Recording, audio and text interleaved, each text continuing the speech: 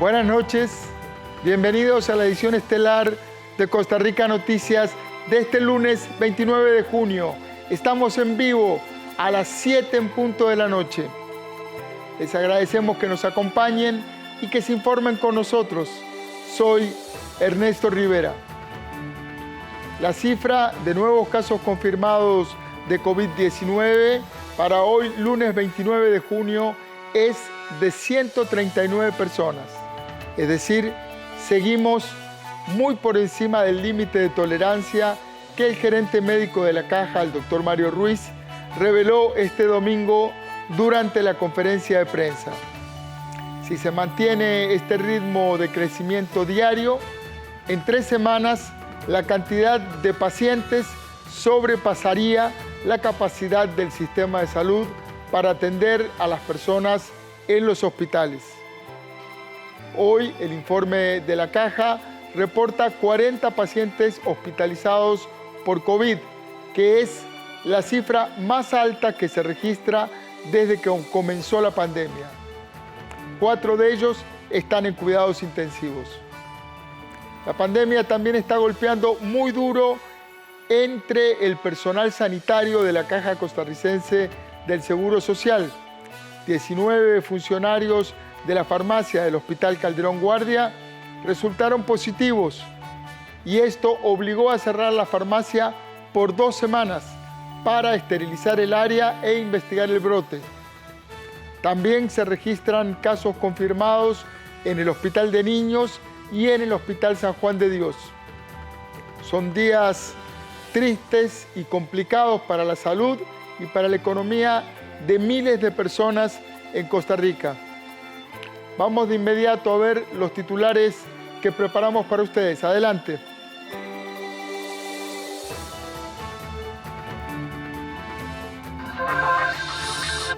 Costa Rica registró en los últimos 8 días 1.056 nuevos casos por COVID-19. Para este lunes, los nuevos contagiados son 139 y el total 3.269. La Caja Costarricense de Seguro Social dispone de 477 camas en salones exclusivos para el COVID-19 y 24 camas en unidades de cuidados intensivos para atender a pacientes graves con el virus. Para este lunes, la cantidad total de internados llegó a 40. Los vecinos de Los Santos cuestionan el alquiler de un edificio para la regional del Ministerio de Educación Pública, cuyo costo anual es de 60 millones de colones. La Caja Costarricense de Seguro Social está en contra del proyecto que pretende pasar los feriados para los lunes con el fin de reactivar el turismo. En la institución aseguran que cambiar las citas programadas en las fechas donde coincidan los feriados les saldría muy caro.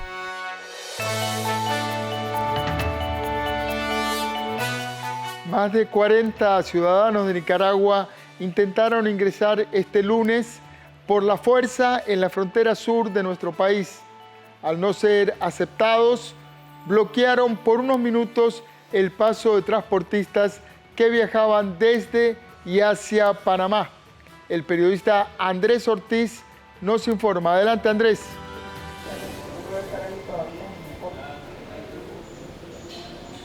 Gracias, buenas noches. Así es, esta mañana un grupo de personas nicaragüenses intentaron ingresar a Costa Rica por la frontera de Paso Canoas, frontera con Panamá. Sin embargo, no fueron aceptados por las autoridades y en algunos minutos también se pusieron a bloquear el paso de los transportistas en esta frontera. Obtuvimos también imágenes donde autoridades panameñas detienen a algunos de ellos para poder habilitar el paso en esta frontera. Veamos. Este es el grupo de al menos 40 nicaragüenses que pretendieron ingresar a Costa Rica a la fuerza por la frontera sur con Panamá. Ellos llegaron al puesto fronterizo en Paso Canoas y al no poder ingresar a Costa Rica decidieron bloquear del lado panameño el paso de transportistas en ambos sentidos. ellos hoy por voluntad propia tratan de ingresar a la fuerza al territorio costarricense y nosotros estamos acá desplegando a fuerza pública para evitar el ingreso. En este momento están bloqueando el ingreso terrestre y la salida desde acá en Paso Canoas. Hemos hecho los intentos correspondientes para negociar y que sepan que estamos en un proceso de negociación entre los tres países para llevar el flujo. Minutos después, autoridades policiales de Panamá detuvieron a varios de ellos, tal y como se ve en este video, y abrieron paso por la frontera. De esta manera fue como habilitaron nuevamente el transitar de los camiones en la frontera entre Costa Rica y Panamá. Es correcto, hasta que Nicaragua garantice y nos dé la luz verde para el flujo y el ingreso directo a territorio nicaragüense, no van a poder esas personas ingresar en Costa Rica y deben esperar en Panamá. Además, en la frontera del lado panameño se mantienen desde la semana pasada 2 grupos de extranjeros haitianos que tienen la esperanza de poder continuar su camino por la región.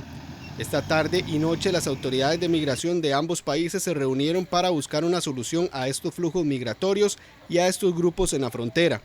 Hasta el cierre de edición, ni los nicaragüenses ni los haitianos habían ingresado al país. Bien, para ampliar sobre este tema nos encontramos con el ministro de Seguridad, don Michael Soto, para que nos detalle lo que sucedió esta mañana y también lo que ya en el transcurso del día que se ha podido lograr con las autoridades de tanto de Panamá también como Nicaragua, porque recordemos son al menos 40 nicaragüenses que llegaron a esta frontera con la intención de llegar hasta Nicaragua. Sin embargo, hubo también un tema el fin de semana donde se complicó el paso de algunos nicaragüenses que ustedes mismos trasladaron de manera controlada para que llegaran. Explíquenos un poco lo que se ha llegado durante el día de hoy, también qué va a suceder con estas personas. Buenas noches. Sí, muy buenas noches. Efectivamente se dio esa situación hoy en horas de la mañana. Vale la pena aclarar que todo sea dentro del territorio panameño. Nosotros desplegamos recurso nuestro pues, para evitar que estas personas pasaran informalmente hacia nuestro país, más tomando en cuenta que las fronteras están cerradas para el tránsito de personas, salvo algunas excepciones. ¿Qué es lo que ha ocurrido? Bueno, sabiendo nosotros que hay una cantidad importante de nicaragüenses en Panamá trabajando y que quieren ir hacia su país, establecimos un control de, un control de autobuses contratados por ellos mismos para que no tuvieran contacto con el resto de los ciudadanos y hacer como una burbuja desde la zona sur hasta la zona norte, justamente porque preferimos hacerlo de esa forma y no que estas personas anden en servicio público y demás.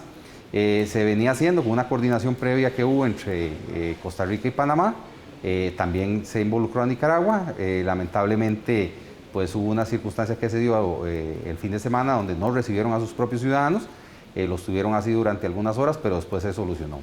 ¿Qué es lo que está ocurriendo? ¿Qué es lo que pretendemos que ocurra? Bueno, en este momento hay reuniones que se están realizando a lo largo del día y a hora de la noche entre los directores de migración de los tres países, pues para buscar una solución para poder hacer ese tránsito de una forma ordenada y evitar que estas personas tengan contacto con el resto de los ciudadanos costarricenses. Don Michael, cabe también aclarar qué sucedió con estas personas y cuántos números fijos eran o son los que intentaron ingresar el día de hoy. Bueno, la información que tenemos que es prácticamente la misma que ustedes, porque fue lo que logramos visualizar. Aproximadamente eran entre 40 y 45 personas que bloquearon del lado panameño la entrada y la salida de ambos países. Minutos después interviene la policía panameña y procede a detener a algunos. Suponemos que estas personas, como corresponden en este vecino país, pues serán presentadas a los juzgados para resolver la situación jurídica de ellos. En este momento ellos están del lado panameño. Sí, efectivamente, del lado costarricense. Nosotros vamos a mantener la seguridad en la zona, porque también tenemos el tema haitiano, y estamos reforzando un poquito pues, para evitar que se dé este tránsito fuera de control. La idea de las negociaciones o las conversaciones es que permitir el tránsito, pero siempre y cuando vayan en burbujas sanitarias, tal como hacemos con los transportistas. Aquí la intención sería garantizar que en ese momento que se logre dar ese tránsito a estas personas no suceda lo que sucedió el fin de semana, de que Nicaragua no se oponga a recibirlos. Efectivamente, ese es el acuerdo que se está buscando entre los tres países, Panamá, Nicaragua y Costa Rica. Primero, que cuando salgan de Panamá ya tengamos claridad de nombres, listas y demás que ya va a tener Nicaragua, para que Nicaragua nos garantice que los va a recibir por ser sus ciudadanos. Entonces la idea es hacer una coordinación bien ordenada pues, para evitar que ocurran este tipo de circunstancias. Don Michael Soto, ministro de Seguridad, que nos detallaba la situación en la frontera sur que se presentó el día de hoy y también estas reuniones con la intención de lograr un acuerdo entre los tres países y que pueda hacerse el traslado de estas personas nicaragüenses. Compañeros, esta es la información que tenemos. Regreso con... Muchas gracias a nuestro compañero Andrés Ortiz. El domingo, durante el reporte epidemiológico, el doctor Mario Ruiz Cubillo, gerente médico de la Caja, explicó de manera muy detallada que el sistema de salud no está en condiciones de asimilar el crecimiento exponencial de casos que estamos viviendo en esta segunda ola pandémica. Vamos ahora a conversar con el doctor Ruiz para explorar cuáles son las opciones que tenemos por delante. Buenas noches, doctor Ruiz. Bienvenido al set de Costa Rica Noticias. Buenas noches a todos. Muchas gracias por la oportunidad de estar con ustedes. Doctor, hoy la cifra es de nuevos casos confirmados 139 y estamos por encima del límite de crecimiento que podría asimilar el sistema sanitario según usted lo definió el domingo en base a los estudios que tienen. ¿Cuántos nuevos casos diarios es el límite del que no deberíamos pasar? En realidad, nosotros no deberíamos tener ningún caso nuevo diario si queremos que el problema esté resuelto. El asunto acá, y yo lo he dicho varias veces, que no se interne ningún paciente. Y para que no se tenga que internar ningún paciente, deberíamos estar en cero contagios y prevenir todos los contagios a todo nivel. Nosotros lo que hemos estado revisando a lo largo de estos ya más 3 meses de la pandemia es que hay un comportamiento sostenido en base a la cantidad de pacientes que requieren de los diagnosticados. Hay un 5% de los pacientes, aproximadamente entre un 5 y un 7%, que requieren hospitalización. La mayoría de estas hospitalizaciones son en unidades de cuidados intermedios o moderados. De este 5%, aproximadamente entre un 20 y un 26% requieren internarse a la unidad de cuidados intensivos. Un paciente que está internado en una unidad de moderados está en promedio 8 días en hospitalización, entre 8 y 10 días. Un paciente que está en una unidad de cuidados intensivos está hasta 16 o 18 días. Si se van acumulando estos pacientes a lo largo de las semanas con un aumento de los casos sostenido, sí hemos evidenciado que si se mantiene el crecimiento exponencial de los pacientes por más de 3 semanas, por ejemplo, si mantuviéramos más de 154 pacientes sostenidamente durante 3 semanas, en el momento que esto se ve reflejado, esperar por salón o de cuidados intermedios, hasta 14 pacientes por semana en una unidad de cuidados intensivos. Creamos escenarios donde estamos viendo desde si tuviéramos solamente 20, 30 pacientes por semana, hasta escenarios donde pudiéramos tener hasta 10,000 pacientes por semana. Y en base a eso hemos tratado de proyectar. Lo que decíamos es que, y lo hemos dicho desde el inicio, desde enero, que no hay sistema de salud que logre soportar una avalancha de pacientes que requieran unidades de cuidados intensivos y de hospitalización. Doctor Ruiz, es claro que ustedes en la Caja y en el Ministerio de Salud han venido insistiendo con esta explicación y con estos datos desde que inició la pandemia. El tema es que el escenario no había llegado hasta estos últimos 10 días en donde tenemos 100, 120, 170 pacientes, 170 confirmaciones nuevas. Y ahora sí estamos en uno de los escenarios complicados. Entonces, si en los próximos 4 o 5 días no baja el número de nuevos casos, ¿qué opciones tenemos para no llegar a quebrar el sistema sanitario? Yo lo traté de explicar el domingo. Nosotros como sistema de salud deberíamos ver al país en estos momentos como un paciente. Cuando uno va a operar a un paciente, uno le explica al paciente cuáles son los riesgos de la cirugía, los beneficios de la cirugía y las complicaciones que pueden haber.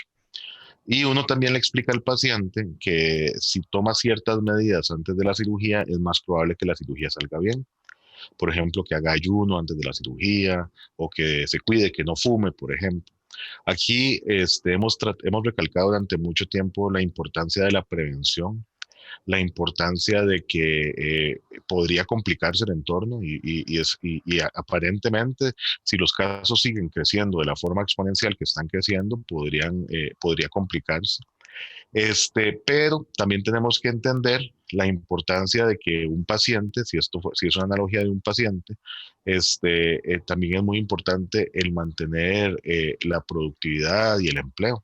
Entonces tenemos que buscar un equilibrio en donde logremos mantener de alguna forma esta danza y este martillo del que hemos hablado varias veces, en donde de ser necesario, habría que tomar medidas más restrictivas, pero a la vez permitir que se mantenga el empleo y la producción, porque al final es un equilibrio importante. La salud es invaluable y eso lo hemos dicho desde un inicio, pero también hay que entender ese otro aspecto. Por eso yo creo que aquí lo fundamental es que nosotros pongamos todos de nuestra parte. Con eso me refiero a que da muchísima lástima ver que están de repente haciendo una fiesta en Cobán, o que de repente en algunas áreas se mantiene más personas de las que deberían, porque tal vez estas personas no son conscientes de que no es que se van a enfermar solamente ellas, es que pueden enfermar a sus papás, a sus abuelos, a personas que tengan factores de riesgo y que lleguen a necesitar esas camas en cuidados intermedios y en cuidados intensivos. Y eso es lo que colapsa el sistema. Por eso es que yo creo que aquí se trata de seguir las reglas, de aplicar las reglas tanto en la casa como en el trabajo, como cuando vamos al trabajo, como cuando volvemos, de tratar de crear un entorno seguro a nivel nacional que nos permita continuar y de que esto permita la disminución de los casos. Ya lo hicimos una vez cuando tuvimos la primera ola pandémica. Los casos disminuyeron debido a que las personas fueron muy conscientes con el lavado de manos, con el protocolo del estornudo, con evitar que personas, adultos mayores, se expongan a la enfermedad, con evitar que personas con factores de riesgo se expongan a la enfermedad. Tal vez hay que agarrar fuerzas otra vez como sociedad, muchísima esperanza, verlo como una reintervención quirúrgica y le entramos y salimos adelante entre todos. Doctor Ruiz, entiendo y el país comprende la analogía con un paciente. El tema es que aquí se trata de un comportamiento colectivo. No hay que persuadir a una sola persona, sino es a una colectividad y además una colectividad que tiene situaciones muy diferentes. Hay gente que perfectamente puede estar en su casa y hacer teletrabajo o está en condiciones económicas de soportar este tiempo. Otras personas no. Incluso las situaciones físicas en las que viven las personas a veces no lo permiten. ¿Cree usted que sigue siendo pertinente estar en el ámbito de la persuasión o deberíamos pasar a una estrategia un poco más firme? Esa es la pregunta que muchas personas se hacen. Y además, ¿cuánto tiempo tenemos para pasar a esa estrategia más firme? Porque el tiempo de incubación del virus hace que para cuando ya los casos explotan, hay poco que hacer. Hay que hacer claro que las estrategias de restricción o de limitación de los movimientos le corresponden al gobierno en conjunto con el Ministerio de Salud. Nosotros como institución, como Caja, vamos a hacer todo lo posible por aumentar nuestra capacidad hospitalaria. Hay que ser claros de que no hay sistema de salud que soporte esto y que puede que vayan a hacer falta camas, puede que vayan a hacer falta ventiladores, puede que vayan a hacer falta inclusive equipo de protección. Tenemos que poner todos de nuestra parte, apoyarnos entre nosotros. Y aquí yo creo que lo hemos hecho desde el inicio, entre la empresa privada, el sector público, ayudar a las personas que no pueden cumplir con estas medidas de confinamiento o que están sin trabajo. Costa Rica no ha hecho en ningún momento un cierre total del país. y eso a pesar de esto, hemos logrado mantener cierto control sobre los casos, pero en estos momentos están creciendo y están avanzando. Es una estrategia que ya está definida desde el inicio de la danza y el martillo, que consiste que en las zonas en donde haya mayor tasa de contagio, tomar medidas un poco más drásticas, pero tenemos que ser conscientes de que hay condiciones en algunas áreas donde la densidad poblacional es muy alta, donde las personas trabajan en labores que implican que tienen que estar ahí físicamente, labores de construcción, labores de atender en tiendas, atender en restaurantes, trabajar en fábricas, entonces tienen que estar ahí. Entonces, ¿qué es lo importante? Que se aseguren de que cuando van a trabajar, el transporte público cumpla con las medidas de prevención, que las personas cumplan con las medidas de prevención y precaución en su sitio de trabajo, y que también lo cumplan en la casa. Si todos nos aseguramos de cumplir con esas medidas y de cuidarnos, nos vamos a cuidar entre todos. Es complicado porque de repente dependemos de la colectividad, pero al final somos una sociedad y como sociedad tenemos que cuidarnos entre todos. Doctor Ruiz, uno de los elementos que tiene que tener claro el público también para interactuar con las personas que toman las decisiones, la voz de los ciudadanos es importante también, es tener claridad de en qué lugar está exactamente en el proceso. ¿Cuántos días tenemos para tomar una decisión antes de que los números se vuelvan irreversibles? Es muy difícil decirle si tenemos una semana, 2 semanas, 3 semanas. Lo único que sí le podría responder, y en base a lo que vimos ayer, si se mantiene más de 150 casos sostenidos por semana durante 3 semanas, van a ingresar al menos 40 pacientes diarios al salón y 14 pacientes diarios a las unidades de cuidados intensivos. Si se mantuvieran 2.000 casos semanales, es decir, 286 diarios, tendríamos un ingreso, si se mantiene por 3 semanas sostenidas, de cerca de 74 casos por semana en salón y 26 en las unidades de cuidados intensivos. Si fuera de 5.000 casos diarios, se ingresarían 185 pacientes por semana a salón y 65 pacientes por semana a las unidades de cuidados intensivos. Y si se diagnosticaran hasta 10.000 pacientes por semana, que sería una situación caótica, tendríamos entre 370 pacientes en salón y 130 por semana en cuidados intensivos. Hay que recordar que cuando un paciente se diagnostica, dura aproximadamente 8 días en presentar síntomas de severidad que meriten el internamiento. Por eso es tan importante ir monitorizando esto día a día para tomar decisiones. Aquí hay que recalcar que no hay una receta para atender el COVID. Cada país se ha encargado de atenderlo de una forma diferente. En estos momentos es uno de los momentos en el mundo en que la pandemia está atacando con mayor severidad. Y me refiero a todo el mundo. Y Latinoamérica, bueno, América en general, desde Estados Unidos hasta la Patagonia, es la región del mundo que está siendo más afectada por el COVID en estos momentos. Si uno ve la situación en Argentina, la situación en Chile, la situación en Perú, la situación en Estados Unidos, en la Florida, en Texas, lo que pasó en Nueva York, el sistema de salud de nosotros ha aguantado durante ya casi 4 meses. Pero, y la sociedad como tal ha aguantado durante 4 meses. Aquí lo importante es que se viene una segunda ola fuerte, ya la estamos viviendo efectivamente, tenemos que salvar la mayor cantidad de vidas posibles. Ahora se trata de salvar las vidas posibles, de brindar la atención a la mayor cantidad de personas posibles y sobre todo de evitar el contagio.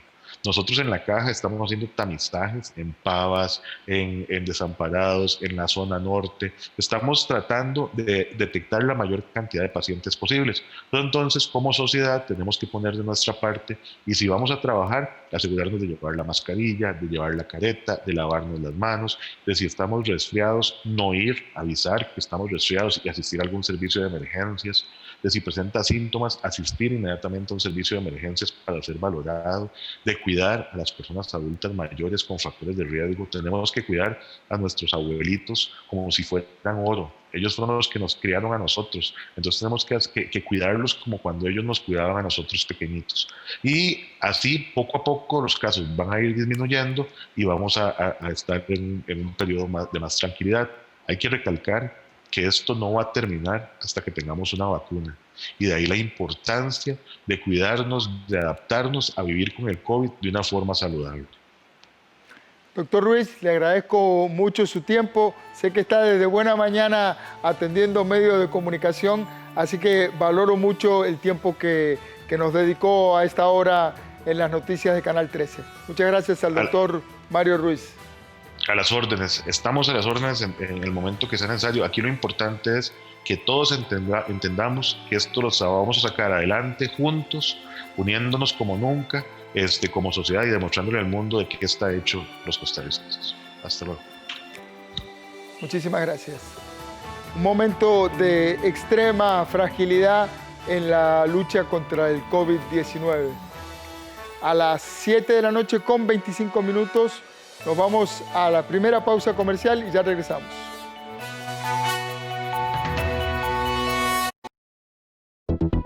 ¿Qué hace Raxa? Raxa desarrolla tecnología que aporta progreso y bienestar al país. Crea servicios innovadores hospedados en la nube, soluciones de Smart Cities, transformación digital y plataformas digitales para las empresas. Todo gracias a su personal especializado, con asesoría y soporte técnico calificado para sus clientes. Eso hace Raxa. Ya está de vuelta la Rueda de la Fortuna por 13 Costa Rica Televisión. No se pierda los divertidos y grandiosos premios que te trae la Rueda de la Fortuna de la Junta de Protección Social. Todos los sábados a partir de las 5 de la tarde. Junta de Protección Social, 175 años de hacer el bien. Un viaje por 200 años de historia, donde se entremezclan sociedad, política y economía. Diálogos del Bicentenario, con la conducción de Evelyn Fasher y destacados invitados de diferentes ámbitos del quehacer nacional. Todos los lunes a las 9 de la noche, por 13 Costa Rica Televisión. Los ticos y las ticas antes comíamos diferente. Nos gustaban las tortillas, las frutas, los picadillos, las sopas, arroz y frijoles. Es hora de regresar a lo bueno. Cocinemos de nuevo en casa. Caja Costarricense de Seguros. Banco Popular presenta El Tipo de Cambio.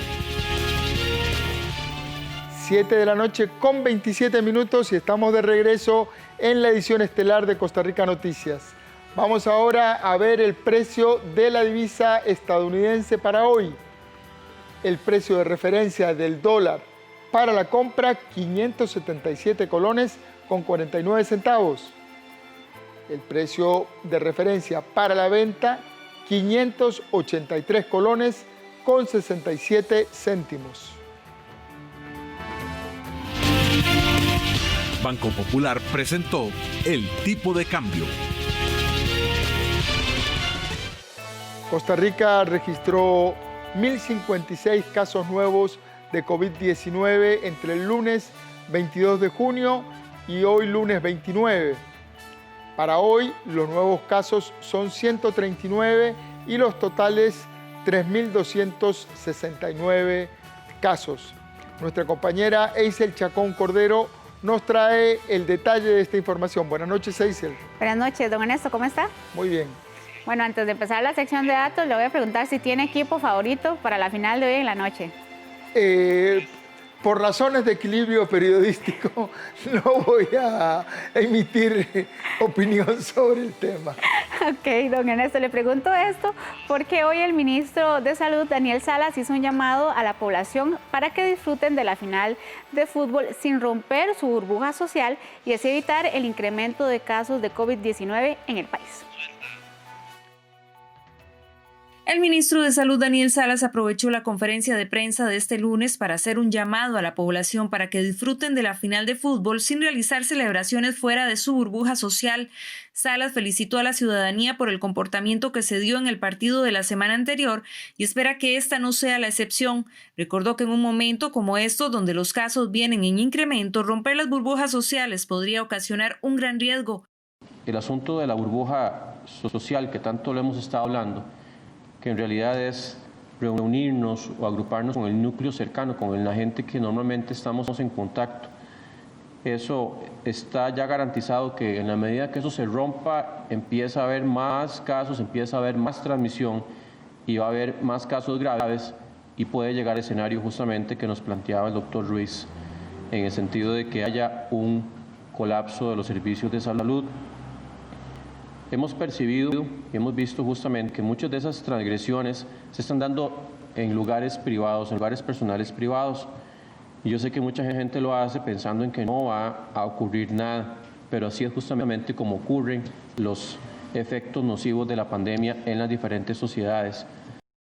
Al llamado se sumó el gerente general de la Caja Costarricense de Seguro Social, Mario Ruiz, quien recordó que entre mayor número de casos, mayor incremento de hospitalización y menos capacidad de equipo técnico y humano para atender la pandemia. Esta es una emergencia que va a durar más tiempo, es una emergencia con la que tenemos que convivir, pero también es una emergencia en donde tenemos que tener una responsabilidad compartida.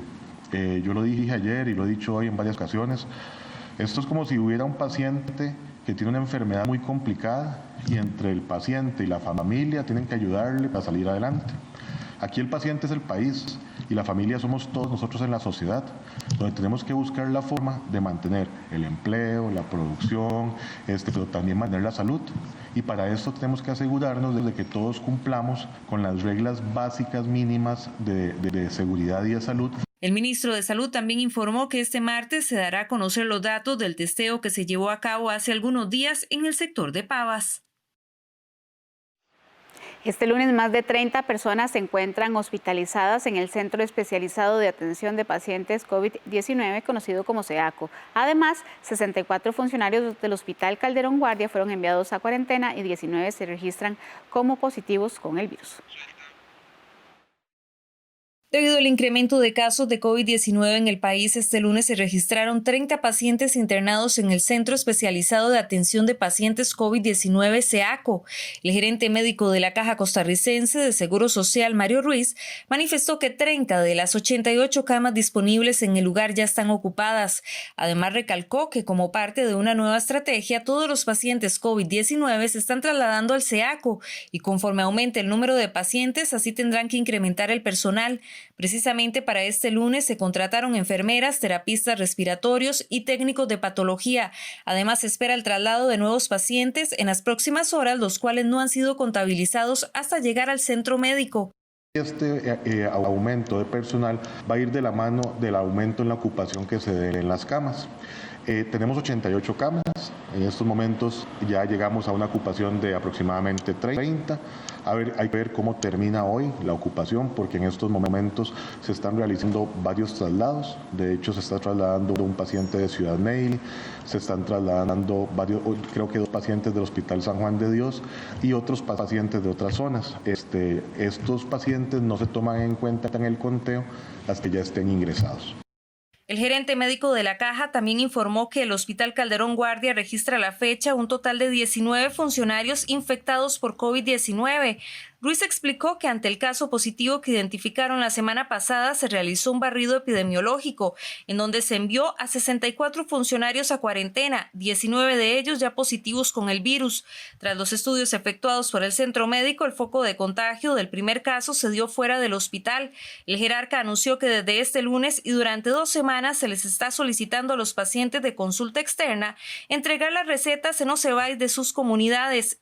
Los pacientes atendidos en la consulta externa del Hospital Calderón Guardia deben entregar y retirar sus recetas a partir de este lunes 29 de junio y durante 2 semanas en las sedes de OSEBAIS de las áreas de salud clínicas donde están adscritos. Las autoridades del centro médico realizaron las coordinaciones con las áreas de salud Catedral Noreste, Moravia, Zapote, Guadalupe, San Pedro, Curridabat, Limón, Guapiles, Cartago y Turrialba. Es muy importante que los usuarios deben llevar las recetas originales o copias a partir de este lunes 29 de junio y durante 2 semanas. El Hospital Calderón Guardia continúa trabajando sin interrupciones y reforzando las medidas para evitar el aumento de casos de COVID-19.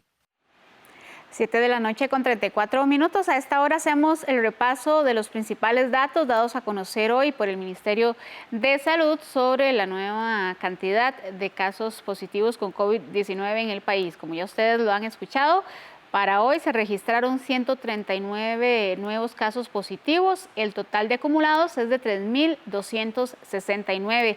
Las personas recuperadas son 1.394 y lamentablemente la cifra de fallecimientos aumentó en 3 personas, pues este fin de semana se registró el fallecimiento de 3 mujeres. Entonces llegamos a la cifra de 15 fallecidos. En la siguiente pantalla observamos la cantidad de personas hospitalizadas. Para hoy se registra nuevamente el pico más alto de personas internadas. 4 de ellas están en unidades de cuidados intensivos y vean las edades, una persona de 26 años y una persona de 87 años. Esos son el rango de edades de las 4 personas que están internadas en unidades de cuidados intensivos en el SEACO, que era la información que veíamos antes de nuestra compañera Ana Marta Arce. Son 30 personas las que están internadas en este centro especializado ubicado acá en la Uruca. En la siguiente pantalla, que es la última, vamos a ver cuál ha sido la evolución de los casos.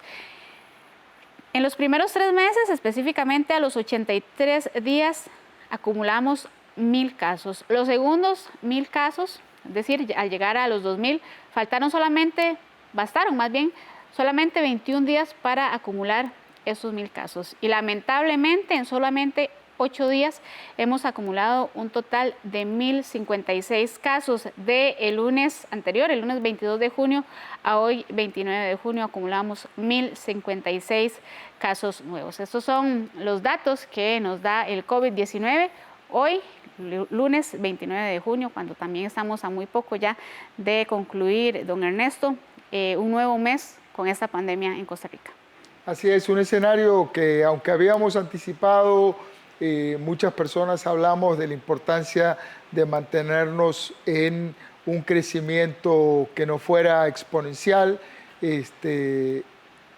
Llegó un escenario que finalmente llegó. Ahora el desafío como colectividad, como país, es de alguna manera contener este crecimiento y evitar que colapse el sistema de salud. Una tarea de todas las tareas que ha enfrentado la sociedad costarricense, creo que es una de las más importantes y una de las más vitales. Ojalá que el conjunto de personas así lo comprendan y lo logremos. Así es, don Ernesto, tenemos que hacer conciencia como sociedad y evitar el colapso de estas unidades de cuidados intensivos. Como ya lo han dicho muchas veces las autoridades de salud, son contadas las camas en unidades de cuidados intensivos y no podemos colapsar los servicios públicos de nuestro país. No cuesta nada cuidarnos, no cuesta nada lavarnos las manos, aislarnos, utilizar ahora las mascarillas y las caretas. Y si todos ponemos nuestro granito de arena, pues poco a poco vamos a ir disminuyendo estas cifras que lamentablemente, como ya lo vimos, han aumentado muchísimo en los últimos días. Así es, nuestra compañera Eisel Chacón Cordero. Gracias, Eisel. Gracias, buenas noches. Nos vamos a una pausa comercial y ya volvemos con mucha más información. Quédese en la señal del 13.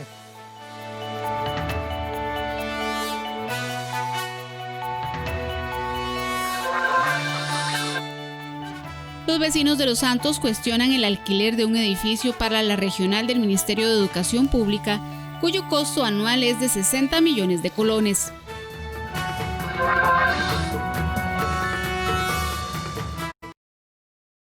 Este podría ser yo corriendo la maratón que siempre he querido, pero no tengo la condición física. Este podría haber sido yo en el cumpleaños de mami. Lástima que me perdí cuando le cantaron. Y este también podría ser yo metiendo un golazo en la mejenga del brete, pero ya ni me da el aire para jugar. Porque este sí soy yo. Aunque quisiera ser otro. No te fumes la vida. Estás a tiempo. Nosotros podemos ayudarte. Déjalo ir. Un mensaje del IAFA.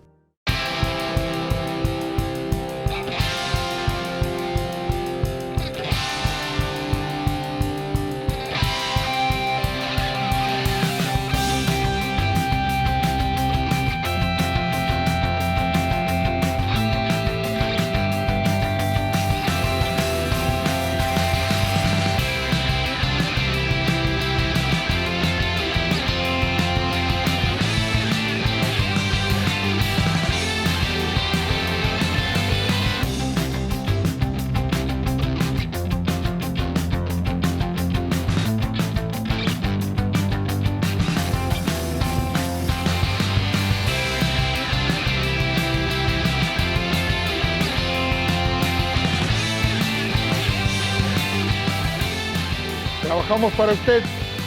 Somos la televisión pública de Costa Rica. Hoy es muy importante quedarse en casa y solo salir cuando sea necesario. Por eso te recordamos que cada vez que vas a la Pulpe o a la farmacia, también vas a un BN Servicios donde podés hacer pagos, transferencias y retiros de forma rápida y segura, cerca de tu casa y sin aglomeraciones. Recordá que tenés a tu disposición miles de BN Servicios. Juntos lograremos cuidar nuestra salud y la de nuestros seres queridos. Banco Nacional. Juntos somos progreso. 7 de la noche con 40 minutos. Estamos de regreso en la edición estelar de Costa Rica Noticias.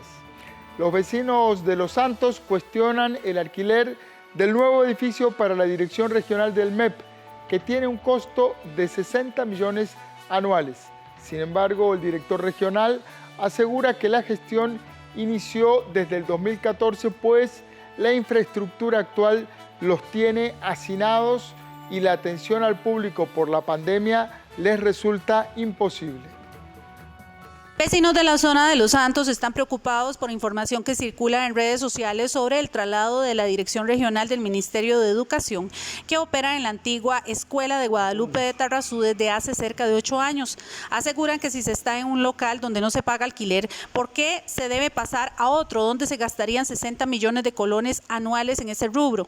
Bueno, básicamente para mí no es justificante. Vamos a ver, si en el 2013 se hicieron las inversiones para acondicionarlo, cómo es que, y fue bastante cuantioso la inversión del Estado, cómo es que en el 2014 ya se solicita el traslado.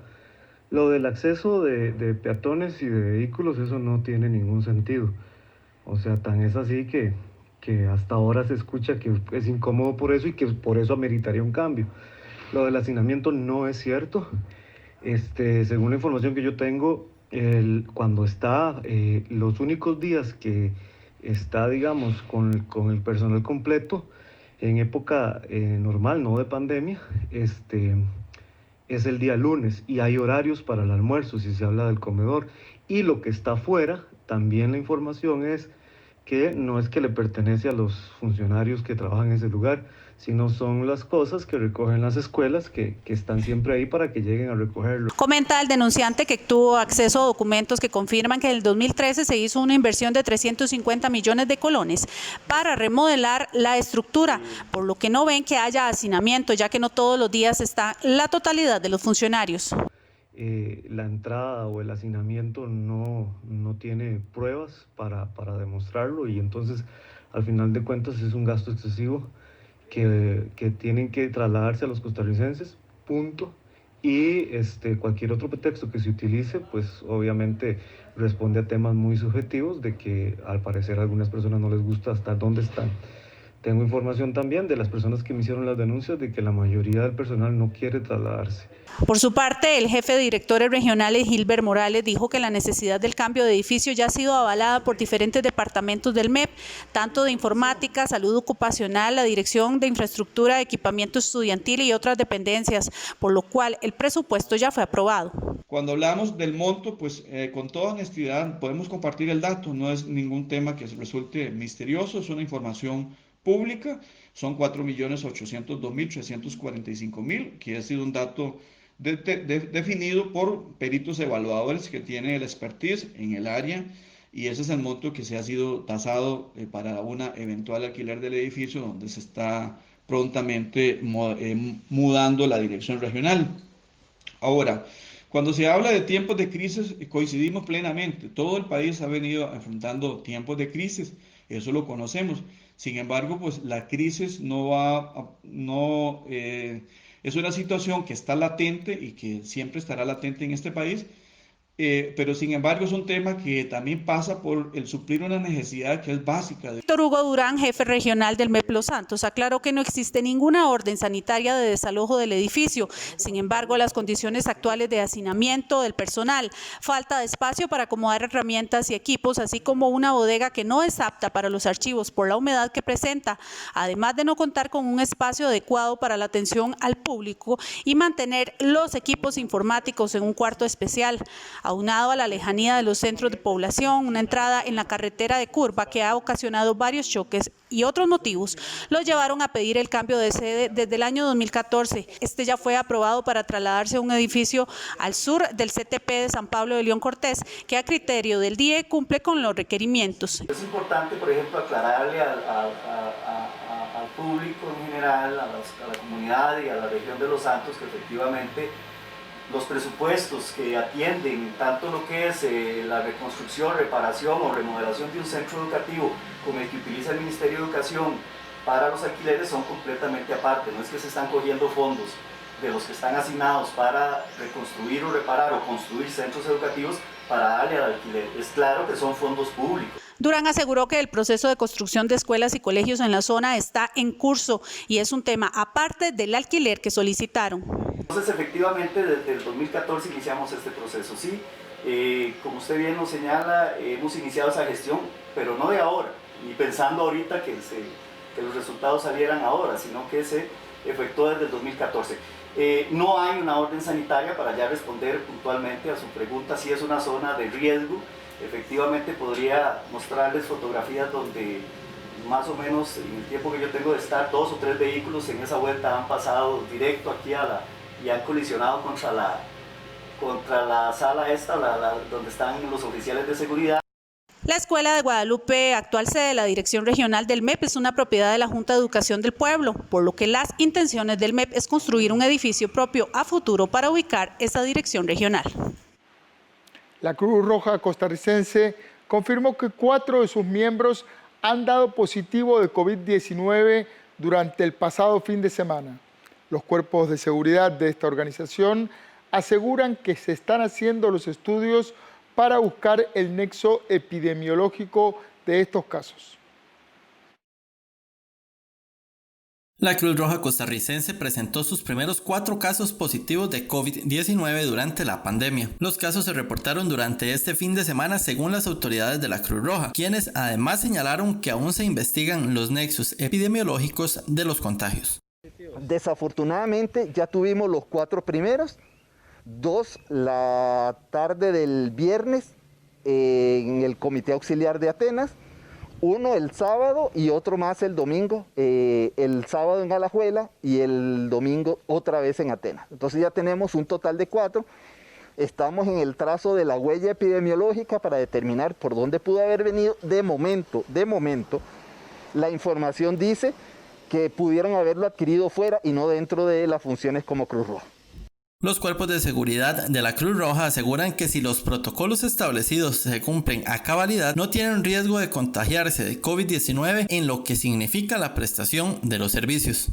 En este momento nosotros podemos garantizar que si el personal cruzrojista cumple adecuadamente todos los procedimientos que hemos establecido internamente, no hay ninguna probabilidad de que adquiera el riesgo en la prestación del servicio. Sin embargo, hemos de recordar que todos los cruzrojistas pues tienen también su propia burbuja familiar y tienen contextos fuera de la Cruz Roja costarricense. La Cruz Roja costarricense reporta más de 10.595 llamadas atendidas con casos relacionados a temas del COVID-19. De estos se han dado 1.384 traslados de personas sospechosas o confirmadas al centro médico respectivo. La Cámara Nacional de Transporte aseguró que declarar obligatorio el uso de caretas o mascarillas en el transporte público ha tenido resultados positivos.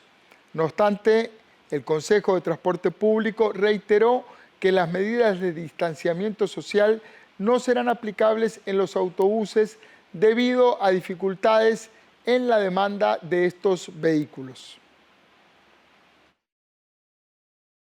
Las calles en el centro de San José se han llenado de gente con mascarillas y caretas desde que el gobierno decretó su uso obligatorio en lugares públicos, transportes, cines, teatros, iglesias, bancos y restaurantes. Este lunes, la Cámara Nacional de Transporte indicó que los resultados de los usuarios han sido positivos luego de realizar un sondeo. Hemos recibido una reacción muy positiva por parte de los empresarios, quienes manifiestan que los usuarios han mostrado en su mayoría un buen comportamiento, todos han portado su mascarilla a la hora de ingresar a la unidad.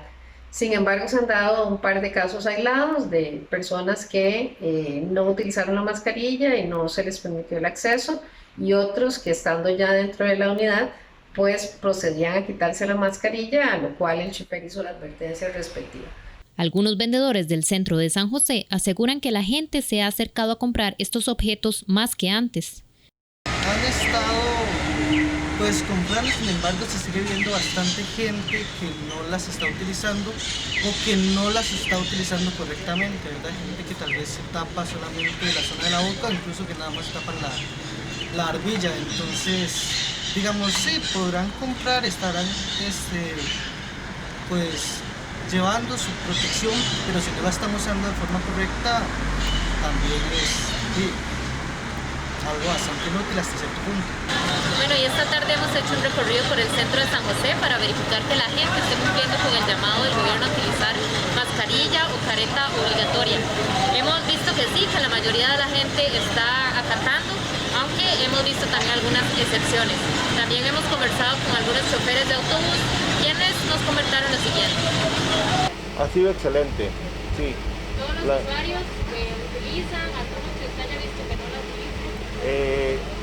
Por el momento he tenido la suerte de que todo, por la información que ha habido, por cámaras y por lo que nosotros o la empresa puso durante el tiempo de información en los buses, ha sido excelente.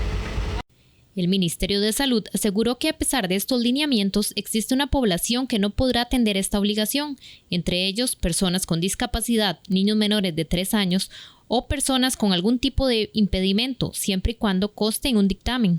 Digámosle que un 90% bien, unas que otras personas que hay que darles un poquillo de terapia o clases ahí, que vienen y se la agarran con las manos así todas contaminadas y se las ponen en la boca. Pero no, hasta el momento ellos hacen caso y gracias a Dios que esto, el gobierno yo pienso que lo acató bien y más bien tenían que haberlo hecho mucho antes. El Consejo Nacional de Viabilidad reiteró que las medidas de distanciamiento no podrán ser aplicadas en los autobuses debido a que no hay tantos buses para cubrir la demanda. De momento, la disposición que existe en este sentido es que en los autobuses no se puede ir nadie de pie. A las 7 de la noche con 52 minutos nos vamos a una pausa y ya regresamos con más información.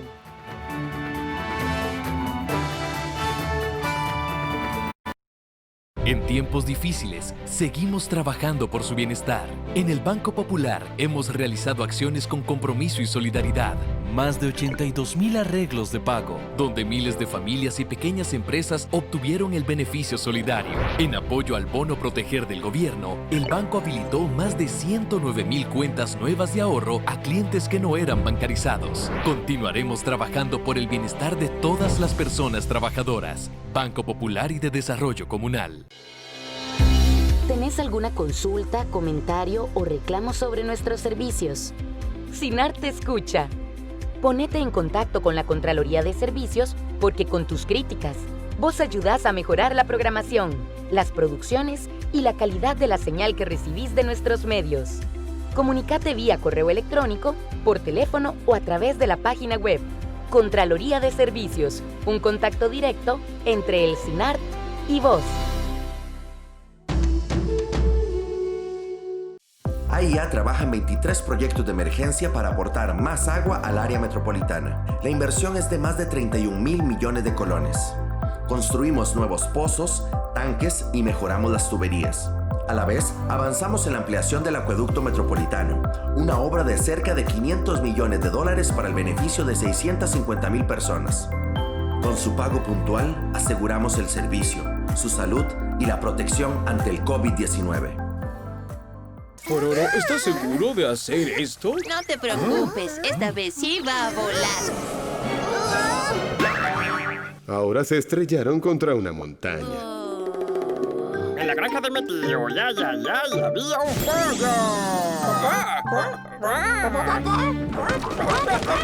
Pororo el pingüino, de lunes a viernes a las 10:20 de la mañana.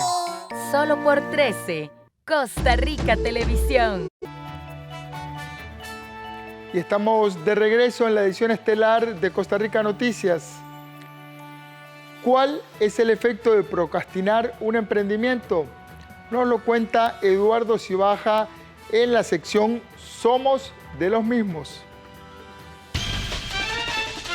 EDINA presenta la sección Somos de los Mismos.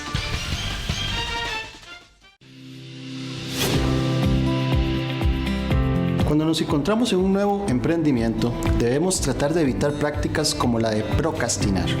Procrastinar implica retrasar o postergar actividades que tal vez no nos son del todo gratificantes y las sustituimos por otras actividades que nos representan algún tipo de placer o algún tipo de mayor satisfacción. Sin embargo, quizás no sean tan importantes para poder alcanzar los objetivos de este nuevo emprendimiento. Para poder tener una mejor claridad de cuáles son los objetivos que queremos alcanzar y que efectos de procrastinar no afecten nuestro proyecto y nuestra iniciativa, podemos empezar a inculcar actividades de autodisciplina, en las cuales día a día nos coloquemos metas de actividades diarias que queremos alcanzar y llevemos una especie de lista de chequeo con las cuales poder determinar si esas actividades lograron ser cumplidas o deberemos retomarlas al día posterior.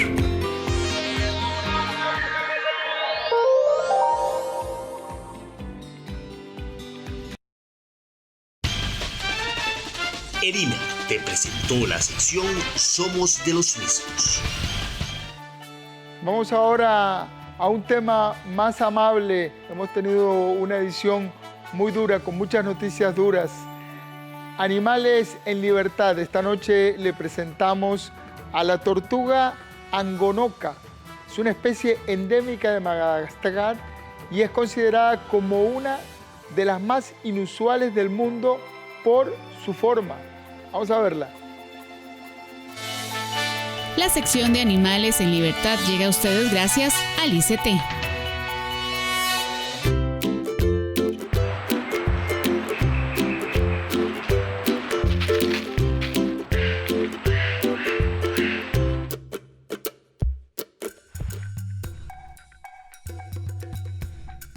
Les presentamos a la tortuga más rara del mundo. Se trata de la angonoca, también conocida como la reja de arado o tortuga Madagascar. Es una especie en peligro de extinción endémica de Madagascar. Miden entre 15 y 17 pulgadas. Su peso es de 19 a 23 libras. Además, tiene un promedio de vida de 188 años. Su caparazón es altamente arqueado y de color marrón. Su época de reproducción va entre el 15 de enero y el 30 de mayo. Esos meses incluyen el apareamiento y la eclosión de los huevos se produce en el inicio de la temporada de lluvia. El cortejo comienza cuando el macho huele y luego rodea a la hembra de 5 a 30 veces. El macho luego empuja e incluso muerde la cabeza y las extremidades de su pareja. Luego de esto, la vuelca literalmente para aparearse. Tanto machos como hembras pueden tener varios compañeros sentimentales a lo largo de su vida. Una tortuga hembra produce de 1 a 6 huevos por puesta. Las tortugas recién nacidas miden entre 1.7 y 1.8 pulgadas y son completamente independientes una vez que nacen. El ICT le presentó la sección Animales en Libertad.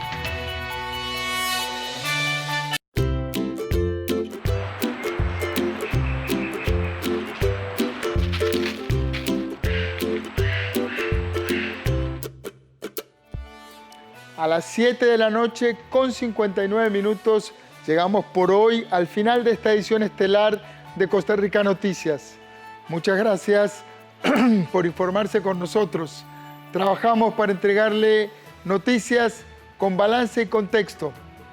En unos minutos vamos a retransmitir la conversación con la experta en temas de cambio climático, Cristiana Figueres, con quien hablé la semana anterior sobre explotación petrolera y turismo, dos proyectos antagónicos. En unos minutos regresamos con esta entrevista. No se vaya, enseguida volvemos con esta información.